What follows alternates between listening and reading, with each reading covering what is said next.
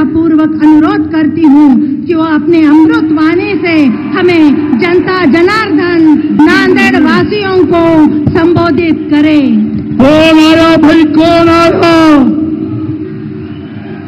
कौन आया भाई, कौन आया?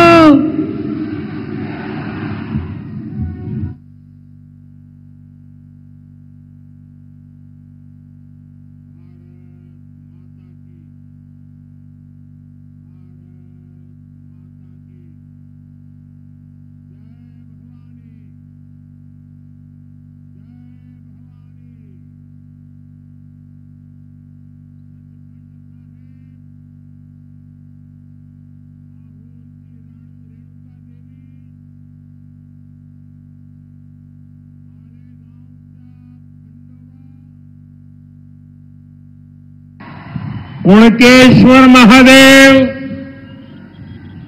विष्णुपुरीतील काळेश्वर यांच्या चरणी नतमस्तक होतो। महात्मा बसवेश्वर यांना मी कोटी कोटी वंदन करतो।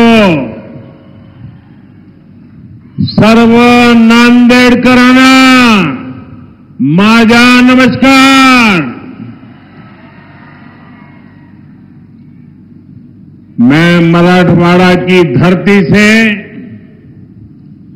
स्वामी रामानंद तीर्थ और श्री नामदेव जैसे संतों को इस धरती में जन्मे स्वतंत्रता सेनानियों को भी श्रद्धापूर्वक प्रणाम करता हूं। साथियों, आज पूरे महाराष्ट्र में बीजेपी और महायुति के समर्थन में एक लहर चल रही है। आज हर किसी की जुबान पर एक ही नारा है, भाजपा महायुति आहे तर गती आहे, महाराष्ट्राची प्रगती आहे। ये सज्जन कुछ फोटो लेके आए हैं, ये फोटो ले लीजिए भाई। मुझे देने के लिए लाए हैं कि दिखाने के लिए लाए हैं? देने के लिए लाए। जरा सिक्योरिटी के लोग वो फोटो ले लीजिए, मुझे पहुंच जाएगा। मैं आपका आभारी हूं। हाँ, दे दीजिए इनको।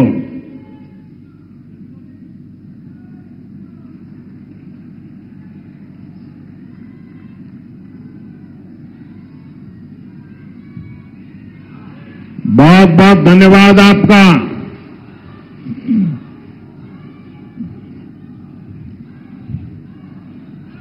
साथियों, आज देश विकसित भारत के लक्ष्य के साथ आगे बढ़ रहा है और देश की जनता जानती है कि इस लक्ष्य की प्राप्ति के लिए भाजपा और उसके सहयोगी दल ही गंभीरता से काम कर रहे हैं। इसलिए भाजपा और एनडीए सरकारों को देश के लोग बार बार चुन रहे हैं। केंद्र में देश ने लगातार तीसरी बार एनडीए को सेवा का मौका दिया है, लेकिन इस बार उसमें नांदेड़ का फूल नहीं था भाई।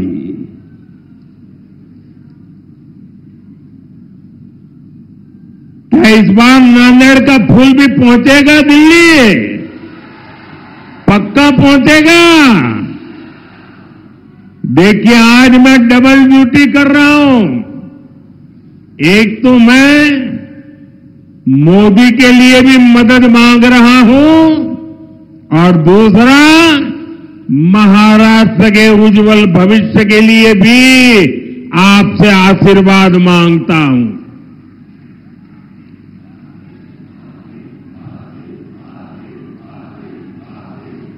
जो नांदेड़ लोकसभा क्षेत्र के भाई बहन हैं, आपको 2 वोट डालने हैं ना, याद है ना? हाँ, वरना वो लोग तो कुछ उल्टा ही पढ़ाएंगे आपको। साथियों, अभी हरियाणा के चुनावों में बीजेपी को पहले से भी ज्यादा सीटें मिली।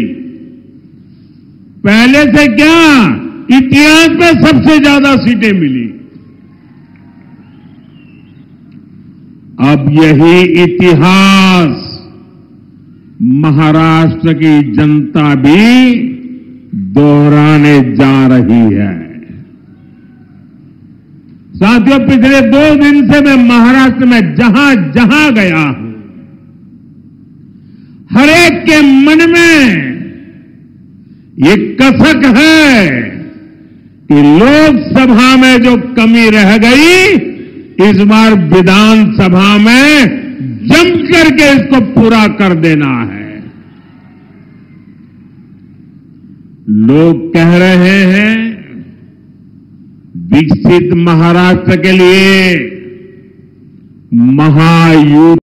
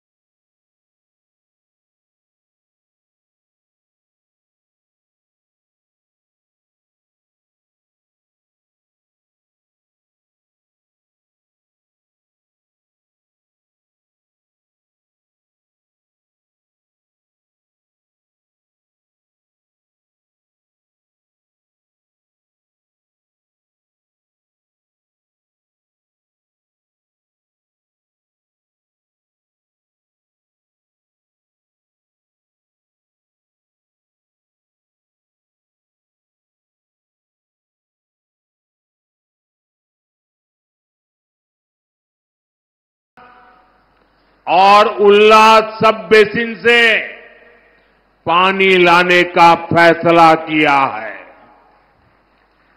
दमनगंगा, बैतरणी, गोदावरी रिवर लिंक योजना से भी मराठवाड़ा को लाभ होगा। मराठवाड़ा में 11 सिंचाई योजनाओं को मंजूरी दे दी गई है।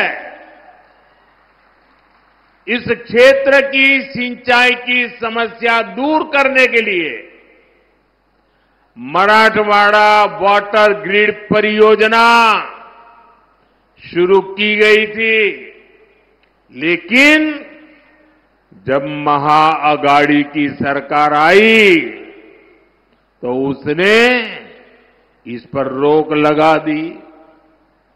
अब महायुति की सरकार ने इसे दोबारा गति दी है। साथियों, किसानों की हित ये हमारी सबसे बड़ी प्राथमिकता है। महाराष्ट्र के 1.25 करोड़ से ज्यादा किसानों को पीएम किसान सम्मान निधि का फायदा मिला है। नांदेड़ में 5 लाख से ज्यादा किसानों के खाते में मैं सिर्फ नांदेड़ की बात कर रहा हूं। लगभग 1,500 करोड़ रुपए भेजे हैं। ये कुछ नौजवान लेके आया है बड़ा प्यार से, भाई कब से हाथ ऊपर करके खड़ा है, उसका हाथ थक जाएगा, जरा ले लीजिए। धन्यवाद भैया आपके प्यार के लिए। ये आपका प्यार ही मेरी ताकत है भाई। साथियों, यहां के सोयाबीन किसानों को संकट से उबारने के लिए आर्थिक सहायता भी दी गई है। साथियों, पिछले 2.5 वर्षों में मराठवाड़ क्षेत्र में 80,000 करोड़ रुपए का निवेश हुआ है। इससे रोजगार के हजारों नए अवसर तैयार हुए हैं। दिल्ली मुंबई इंडस्ट्रियल कॉरिडोर इस क्षेत्र को नई पहचान दे रहा है। रेल कोच फैक्ट्री और लॉजिस्टिक पार्क ने यहां विकास के नए द्वार खोले हैं। समृद्धि महामार्ग से इस क्षेत्र की प्रगति को नई रफ्तार मिली है। नांदेड़ से गुजरने वाले शक्तिपीठ एक्सप्रेसवे से पूरे मराठवाड़ की अर्थव्यवस्था को नई ऊंचाई मिलेगी। नांदेड़ से दिल्ली और आदमपुर के लिए विमान सेवाएं शुरू हो गई है। जल्द ही हमारे सिख भाइयों को यहां से अमृतसर तक की यात्रा विमान से करने की सुविधा भी मिलने वाली है। साथियों, पिछले 10 वर्षों में हमारी सरकार की ज्यादातर योजनाओं के केंद्र में नारी शक्ति रही है। जिस परिवार को पीएम आवास योजना के तहत घर मिल रहा है, जिस घर में नया शौचालय बन रहा है, जहां पहली बार बिजली और पानी का कनेक्शन पहुंच रहा है, जिस रसोई में पहली बार गैस सिलेंडर पर खाना बन रहा है, वहां घर की महिला सदस्य को ही सबसे ज्यादा सुविधा हो रही है। मैं जरा माताओं बहनों को पूछता हूं, मैं सही बोल रहा हूं? हो रहा है कि नहीं हो रहा है? देखिए, माताएं बहनें उमंग और उत्साह से आशीर्वाद दे रही है। आज हमारे गांव की बहनें ड्रोन दीदी बनकर एक सीजन में लाखों रुपये कमा रही है। हम 3 करोड़ महिलाओं को लखपति दीदी बनाने के मिशन में जुटे हैं। इस देश में ऐसी बातें कभी सुनने में आई नहीं, लेकिन मोदी है, बड़ा सोचता है, बड़ा चाहता है, बड़ा करता है। दीदी मेरी लखपति बने, गांव की मेरी दीदी लखपति बने। मुझे खुशी है कि महायुति सरकार भी महाराष्ट्र की महिलाओं को सशक्त बनाने के लिए समर्पित है। हमारे शिंदे जी के नेतृत्व में आज महाराष्ट्र की माताएं बहनें बढ़ चढ़कर के आशीर्वाद देने के लिए आगे आई है। माझी लाड़की बहन योजना को यहां की महिलाओं ने जिस तरह अपनाया है वो अभूतपूर्व है। साथियों, कांग्रेस ने हमारे देश में एक से बढ़कर एक घोटाले किए, लेकिन अब तो इन्होंने हद ही पार कर दी। कांग्रेस ने फर्जीवाड़े में अपना ही रिकॉर्ड तोड़ दिया है। आपने टीवी और मोबाइल पर देखा होगा, कांग्रेस के लोग संविधान के नाम पर अपनी एक अलग लाल किताब बंटवा रहे हैं। कांग्रेस की लाल किताब पर ऊपर तो लिखा है भारत का संविधान, लेकिन लोगों ने जब भीतर से खोला तो पता चला कि लाल किताब कोरी है। सारे पन्ने कोरे, उसमें बाबा साहब के संविधान का एक शब्द भी नहीं लिखा है। ये उनकी बाबा साहब के प्रति जो नफरत है ना, उसका ये नमूना है। और देख, पूरा देश ये देख करके हैरान है कि चुनाव में इतना झूठा करने की इनकी हिम्मत। संविधान के नाम पर लाल किताब छपवाना, उसमें से संविधान के शब्दों को हटाना, ये संविधान को खत्म करने की कांग्रेस की पुरानी सोच का नमूना है। ये कांग्रेस वाले देश में बाबा साहब का नहीं, अपना अलग ही संविधान चलाना चाहते हैं। यही कोशिश इन लोगों ने आपातकाल के दौरान की थी, इमरजेंसी में की थी। अब अपनी अलग किताब छपवाकर ये संविधान का मजाक उड़ा रहे हैं। सच्चाई ये है कि कांग्रेस और उसके साथियों को बाबा साहब के संविधान से नफरत है। साथियों, आजादी के बाद कांग्रेस पार्टी ने बाबा साहब के संविधान के साथ सबसे पहला विश्वासघात कश्मीर में किया था। पूरे देश ने बाबा साहब के संविधान को स्वीकार किया, लेकिन कांग्रेस पार्टी ने आर्टिकल 370 के जरिए कश्मीर में अलग विधान चलाया। कश्मीर में हमारे तिरंगे की जगह अलग झंडा चलाया।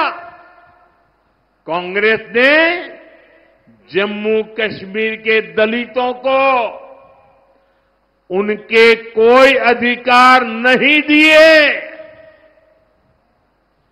कश्मीर इतने दशकों तक आतंकवाद की आग में जलता रहा। कश्मीर में अलगाववाद फलता फूलता रहा। देश को पता भी नहीं चलने दिया। इस देश में 75 साल तक 2 संविधान चले और बाबा साहब के संविधान की बातें करते हैं। क्या बाबा साहब आंबेडकर का संविधान जम्मू कश्मीर में लागू होना चाहिए था कि नहीं होना चाहिए था? उन्होंने नहीं लागू होने दिया। 370 की दीवार बनाई थी। और जब मोदी आया,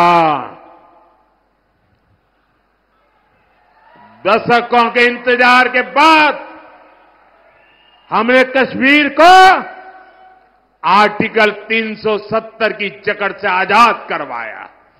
370 की दीवार को हमेशा हमेशा के लिए जमीन में गाड़ दिया है।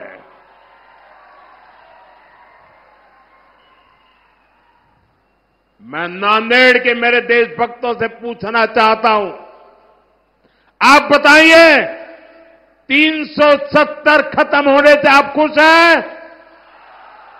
अब 370 मरनी चाहिए कि नहीं मरनी चाहिए? क्या 370 को कभी जिंदा होने देंगे क्या?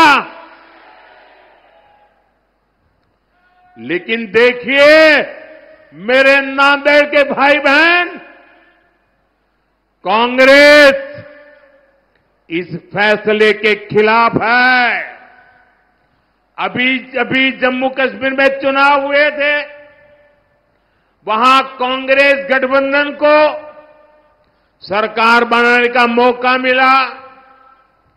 सरकार बनाते ही जैसे ही ये लोग विधानसभा में गए, इन्होंने 370 को फिर से लागू करने का प्रस्ताव पास कर दिया।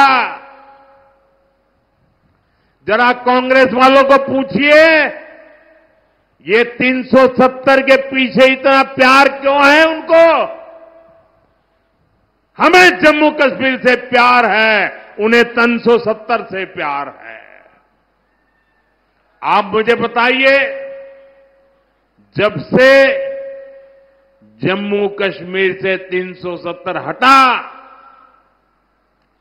आप मुझे बताइए वहां आतंकवाद की कमर टूटी कि नहीं टूटी? लाल चौक में तिरंगा फहराया कि नहीं फहराया? लाल चौक में लोगों ने दिवाली मनाई कि नहीं मनाई? वहां अलगाववादी अलग थलग पड़ गए कि नहीं पड़ गए? इतना ही नहीं, कश्मीर में विकास को नई गति मिली है। वहां लोकतंत्र मजबूत हुआ।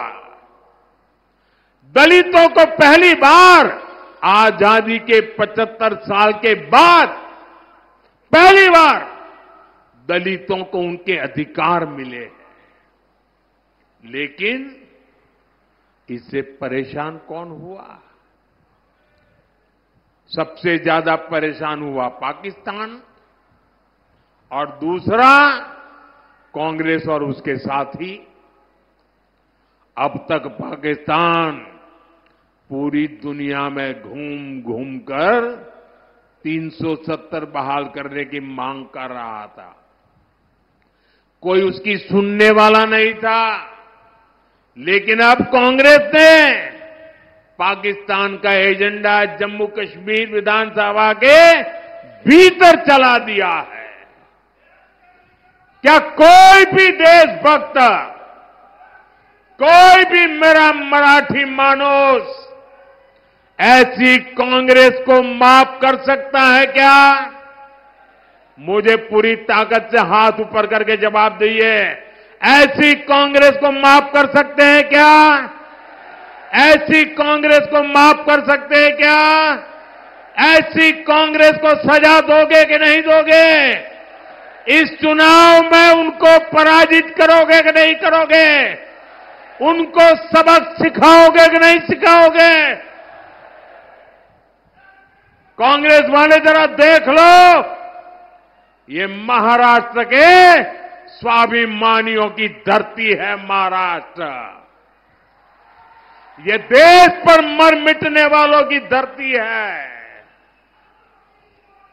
जो लोग राजनीति के लिए इस स्वाभिमान से समझौता कर रहे हैं, जो लोग बाला साहब ठाकरे की विरासत के साथ धोखा कर रहे हैं, उन्हें महाराष्ट्र के लोग जरूर सबक सिखाएंगे। साथियों, बीते कुछ दशकों से देश में कांग्रेस का जनाधार लगातार तार तार हो रहा है, कम हो रहा है। इसकी सबसे बड़ी वजह है एससी समाज की एकजुटता, दलित समाज की एकजुटता, एसटी समाज की एकजुटता, आदिवासी समाज की एकजुटता, ओबीसी समाज की एकजुटता। आजादी के बाद जब तक एससी, एसटी, ओबीसी अलग अलग जातियों में बटे रहे, कांग्रेस मजबूत रही, केंद्र में सरकार बनाती रही। कांग्रेस की राजनीति को सूट करता है कि ओबीसी समाज की जातियां आपस में लड़ती रहे। कांग्रेस को ये बर्दाश्त नहीं हो रहा है कि पिछले 10 वर्षों से देश में एक ओबीसी प्रधानमंत्री है, वो सबको साथ लेकर चल रहा है। इसलिए वो ओबीसी की पहचान खत्म करके अलग अलग जातियों में बांटने का खेल खेल रही है। कांग्रेस बड़े समूह वाले ओबीसी से ओबीसी की पहचान छीनकर उसे छोटे छोटे समूहों वाली अलग अलग दर्जनों जातियों में बांट देना चाहती है। इसलिए यहां नांदेड़ में कांग्रेस माली को वाणी से लड़ाना चाहती है, तांबोली को कुंभार से लड़ाना चाहती है, कांग्रेस सुतार को सुनार से लड़ाना चाहती है, कांग्रेस निहाली को निराली से लड़ाना चाहती है, कासार को मणेरी से लड़ाना चाहती है, तेली को पांचाल से भिड़ाना चाहती है। कांग्रेस ओबीसी को छोटे छोटे समूहों में तोड़कर आपस में लड़ा करके आपसे बड़े समूह वाली आपकी जो पहचान बनी है, आपकी जो एक ताकत खड़ी हुई है, उसे बर्बाद करना चाहती है, छीनना चाहती है, तोड़ना चाहती है। आप याद रखिए, जब आप अलग अलग जाति में बटेंगे तो आपकी संख्या कम होगी, फिर कांग्रेस वाले आपका आरक्षण आपसे छीनेंगे। यही कोशिश नेहरू जी से लेकर राजीव गांधी तक सबने की थी। अब वही काम, वही चालबाजी करके कांग्रेस के शहजादे देश की जनता की आंख में धूल झोंक रहे हैं। उनका मकसद यही है, और इसलिए मैं देशवासियों को कहता हूं, समाज को तोड़ने वाली इनकी प्रवृत्तियों से सावधान रहना है। हम एक रहेंगे तो सेफ रहेंगे, हम एक रहेंगे तो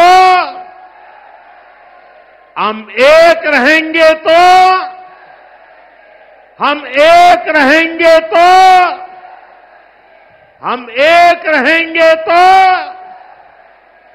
साथियों, विकसित भारत तभी संभव है जब महाराष्ट्र विकसित होगा, महाराष्ट्र का हर परिवार समृद्ध होगा। केंद्र और महायुति की सरकार आपके सपनों को पूरा करने में जुटी है। महायुति के उम्मीदवारों को